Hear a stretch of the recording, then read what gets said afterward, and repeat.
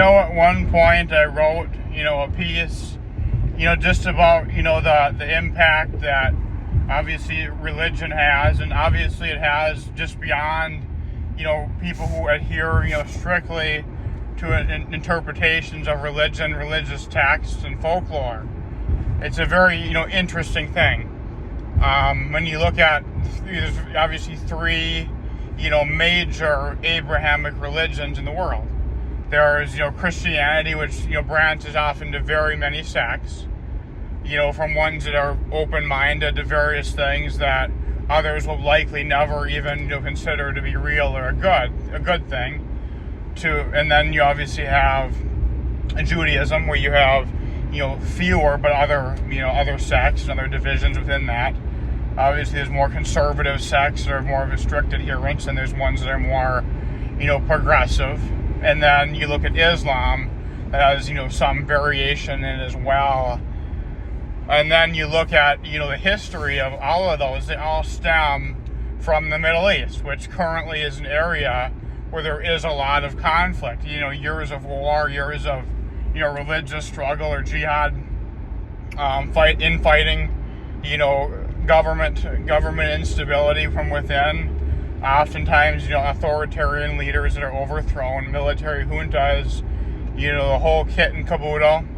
I will say that, obviously the West has, obviously, luckily adopted a more, progressive approach on society, especially in terms of our norms, customs, and legislation and application of such legislation. However, I think that's important to notice of it staying.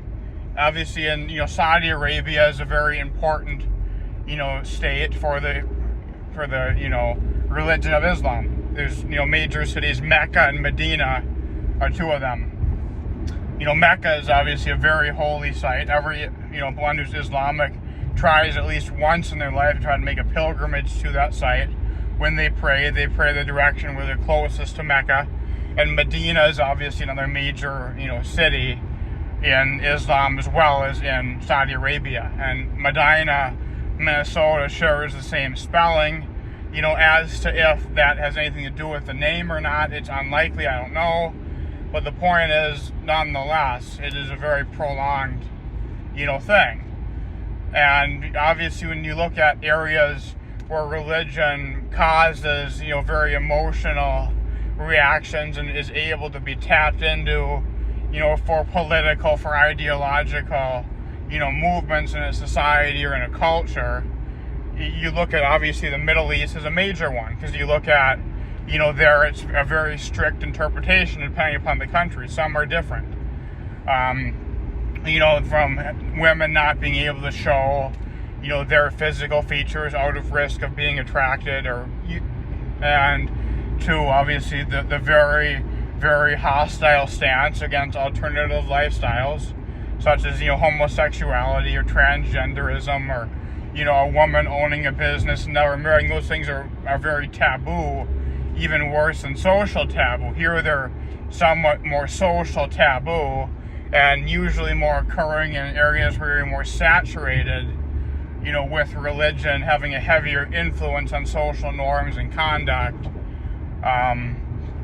In here, like obviously in certain areas it'd be more taboo for a gay couple to be, or a woman running a very successful business never, marrying, and obviously people start thinking she's lesbian whenever she's eating with one other woman or something, or maybe she eats with a straight couple, and they always assume, is she trying to get her free of him? It's a very prolonged and very complex thing that could be dove into for a very long time and analyzed and, thought about, what have you.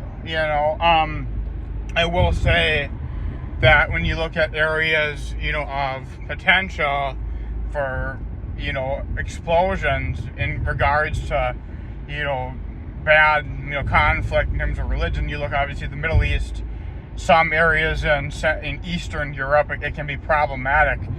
But, most of the potential for atrocity, in terms of autocratic and in terms of, black and white, government styles occurs, where there is, a major saturation of religion and religious doctrine in the society. I do think that America's, Midwest, the Bible Belt, and the South is an area of extreme risk, as well as the Middle East. We've already seen, a very vital and a very, crucial situation. And, what one fears in the heartland is when you have, people who support, more right-wing nationalist, authoritative leaders.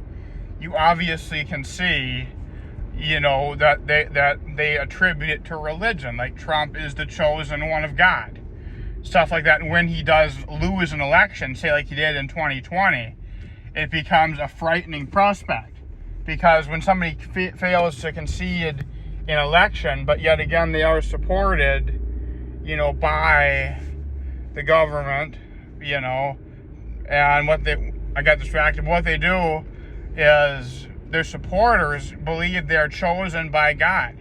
And when they have, adopted that adherent belief and have placed, their faith, their years of religion in that person, and, their election or, ability to remain in power, is used as a validation for the reality of their religious upbringing and their religious beliefs, it becomes a problem where it could be a very dangerous situation where they would, mount a very dangerous fight for, like we saw at the Capitol in 2021.